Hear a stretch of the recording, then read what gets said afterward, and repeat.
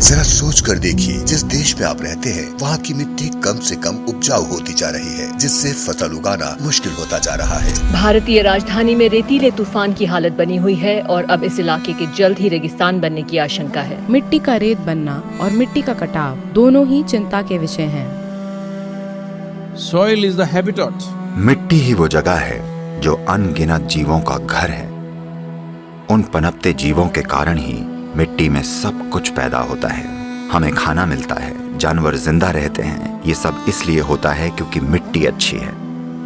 जब मिट्टी अच्छी नहीं रह जाएगी, यानी कई मायनों में आपने दुनिया को बर्बाद कर दिया है। हम कार्बन की बात करते हैं, वातावरण में मिलने वाली गंदगी और कई स्तरों पर होने वाले प्रदूषण की बातें करते हैं। इससे पहले हमें सबसे बड़ी परेशानी का समाधान खोजना होगा, क्योंकि दुनिया में एक गलतफहमी है।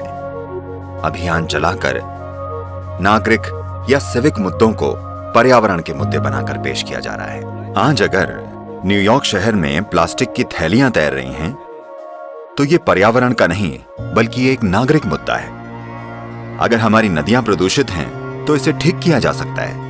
1 या 2 सालों में अगर इसे साफ करने वाले जरूरी प्लांट्स लगाए जाएं और कानून लागू किए जाएं, तो ये नागरिक मुद्दे हैं जिन्हें कानून लागू करके और जागरूकता के साथ ठीक किया जा सकता है। But the real issue is soil. पर असल मुद्दा मिट्टी है। संयुक्त राष्ट्र की एजेंसियों के पास पर्याप्त वैज्ञानिक सबूत हैं। वो ये साफ कह रहे हैं कि हमारी जमीन पर 80 से 100 फसलों के लिए ही खेती की मिट्टी बची है। यानी हमारी खेती करने के लायक जमीन 45 से 60 सालों तक ही बचेगी। वो इसे मिट्टी का विनाश या अंत कह रहे हैं। आपने डायनासोर या डोडो के विनाश के बारे में सुना होगा, पर अब हम मिट्टी के विनाश की बातें कर रहे हैं। असली समस्या मिट्टी का गायब होना है, क्योंकि पिछले 30 सालों में 80% बायोमास कीड़े धरती से गायब हो गए हैं। 80%। ये आत्महत्या है। ये वाकई आत्महत्या है। तो 45 या 50 साल के बाद धरती पर भोजन का गंभीर संकट होगा। ये होना ही है। जब भोजन का संकट आएगा, तो जिसके पास सबसे बड़ी बंदूकें होंगी वो आकर भोजन ले जाएगा। और दुनिया भर में लोगों के लिए हम जो दुख और दर्द पैदा करेंगे, उसकी कल्पना करना भी मुश्किल है। यह मत सोचिएगा कि सिर्फ गरीब मरेंगे। वो अमीरों को मारेंगे और अमीर मरेंगे। तो मैं चिंता पैदा करने की कोशिश नहीं कर रहा हूं। ये एक सच्चाई है जो हमारे इतिहास में कई बार हुई है, और एक बार फिर दुनिया के मुख्य वैज्ञानिक इसकी भविष्यवाणी कर रहे हैं। तो हम इसका क्या करने वाले हैं?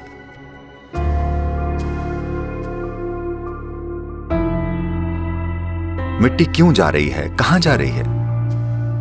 देखिए, अगर आप रेत में कार्बनिक या ऑर्गेनिक सामग्री मिला दें तो मिट्टी बन जाती है, और मिट्टी से अगर कार्बनिक या ऑर्गेनिक सामग्री निकाल लें तो ये रेत बन जाती है। अगर आप वर्षा वन में जाएं, तो मिट्टी में जैविक सामग्री का स्तर 70% से ज्यादा होगा। आमतौर पर खेती की मिट्टी में जैविक सामग्री कम से कम 3 से 6% होनी चाहिए, तभी हम उसे मिट्टी कह सकते हैं। कम से कम 3%। पर आज उदाहरण के लिए भारत की 62% मिट्टी में जैविक सामग्री 0.5 या उससे भी कम है। तो वाकई हम रेगिस्तान बनने की कगार पर हैं। ये पूरी दुनिया में हो रहा है, सिर्फ एक देश में नहीं। अमेरिका में जिस तरह से खरपतवारनाशी, कीटनाशकों या पेस्टिसाइड्स का इस्तेमाल हो रहा है, हमें यह समझना होगा कि बायोडाइवर्सिटी या जैव विविधता का लगभग 82 से 86% मिट्टी के ऊपरी 12 इंचों में होता है। जब हम मशीनों से जुताई करते हैं, जैसे ट्रैक्टर 9 से 12 इंच की गहराई तक जुताई करता है और उसे खुला छोड़ देता है, इसका मतलब है हम जैव विविधता को बिल्कुल नष्ट कर रहे हैं। जैव विविधता यानी मिट्टी में मौजूद ह्यूमस। ह्यूमन शब्द ही ह्यूमस शब्द से बना है, यानी ये मिट्टी वाकई जीवित है। तो ये बहुत बहुत जरूरी है कि मिट्टी पर ध्यान दिया जाए, क्योंकि अगर आप 1/3 से 40% भूमि को पेड़ की छाया में रखते हैं, खासकर उष्णकटिबंधीय या ट्रॉपिकल दुनिया में, तो जलवायु में बदलाव को आसानी से पलटा जा सकता है। जमीन बस इसलिए गर्म होती जा रही है क्योंकि इसे जोता या पक्का कर दिया गया है। जमीन को पेड़ों से ढकना जरूरी है, चाहे जैसी भी प्राकृतिक घास, झाड़ियां, पेड़ जो भी हों, क्योंकि ये सब पर्यावरण की मदद करेंगे। और हमें यह भी समझना चाहिए कि मिट्टी एक बहुत जरूरी कार्बन सिंक है और मिट्टी ही धरती पर सबसे ज्यादा पानी सोखती है। ये मिट्टी ही है जो सारे जीवों का आधार भी है। धरती के चारों ओर औसतन 36 से 39 इंच ऊपर की मिट्टी धरती के 87% जीवों का आधार है। बायोडायवर्सिटी को जिंदा रखना अभी यही वो चीज है जो करना सबसे ज्यादा जरूरी है। अगर हमने अभी शुरू नहीं किया तो ये नहीं हो पाएगा। इसके एक हिस्से के रूप में हम ज्यादा से ज्यादा लोगों को एकजुट करने के लिए कॉन्शियस प्लैनेट नाम का एक अभियान चला रहे हैं। अभी तो ऐसा लगता है जैसे जलवायु परिवर्तन, पर्यावरण और ये सब अमीरों और ऊंचे लोगों का खेल है। नहीं, हमें इसे बदलना होगा। हम जिस खतरे का सामना कर रहे हैं उसके लिए व्यक्तिगत तौर पर हर इंसान को जागरूक होना होगा। पर्यावरण के मुद्दों को चुनावी मुद्दा बनना होगा और राजनीतिक दलों को अपने घोषणा पत्र में पर्यावरण के मुद्दों को महत्व देना होगा। हमें पर्यावरण के मुद्दों के लिए चिंता करने वाली सरकारें चुननी होंगी। ऐसा होना जरूरी है।